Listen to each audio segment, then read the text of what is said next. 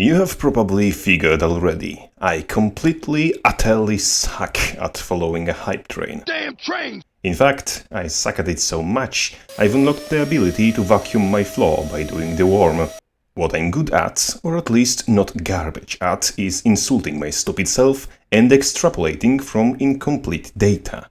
And with power of these two abilities, I came to the conclusion that we shouldn't be hyped for the SotO itself, but rather for what comes after. And no, I don't mean the batch of weapons we get in third quarter of 2023, I mean greater things. Allow me to elaborate. If you ever worked in programming spaces, or at least had some education in that branch of sorcery, you'll know that the longest and most troublesome parts of creating new stuff are writing the code, trying to figure out why the code doesn't work, trying to fix the code, figuring what we did that specifically made the code work, sacrificing a fresh server to please Ogloglagadon, the hexadecimal mole of binary void, and figuring out what to do to prevent code from freaking out once released onto the public. Once that part's concluded, further expanding on pre-existing systems takes significantly less effort than making something new from scratch, and from this point onward you can probably figure what I'm pointing at.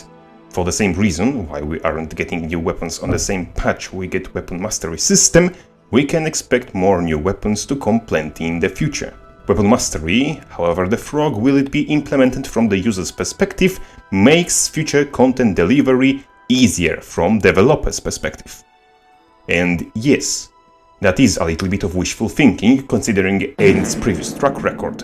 However, from SotO onward, Aiden devs work at reasonable pace, allowing them to fix their garbage before pushing it live. Be as skeptical as you please, that's what internet's for. But if I'm to be asked, coming forward, Ainet deserves at least the benefit of the doubt from our sorry asses. After all, since EOD there was a grand total of one objectively bad patch and a couple minor screw-ups that could be ignored, but nothing comparable to cataclysmic fuck-ups that bigger, more successful companies are pretty much known for at this point. Objectively judging Ainet's track record, they could have turned GW2 into microtransaction hell at any point in the decade of this game's existence, but they didn't, which in the age of gacha, battle passes and pay-to-win RPGs is a gem that needs to be protected. Ainet, since GW2's conception, gives the player for free what other studios would ask to pay for, and even gem store exclusive items are purchasable with in-game gold at reasonable rate.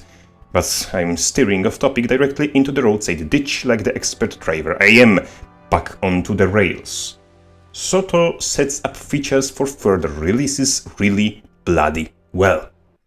Whether that be aforementioned weapon mastery and eventual addition of completely new weapons, Wizard's Vault giving a sense of direction to people with no prior concept of having fun, and possibility of new better rewards, or the castle in the sky creating in-game justification to give floating patches of ground for everyone wanting to play Guild Sims 2 for some bloody reason.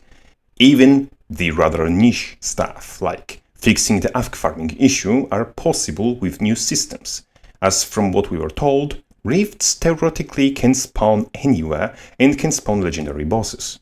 There is something rather amusing in idea of feeding AFK farmers to crustacean Sauron. Ainet, if you hear this, my money is ready. The LDR of this entire video is, regardless if Secrets of the Obscure comes out to the sound of thundering applause or to the sound of thundering fart, the optimistic vision of Guild Wars 2's future becomes a little more realistic each day, and eventually it may even break itself out of the obscurity into the mainstream. Yes, that's a very optimistic idea, but a man can dream. With that said, Crabface out.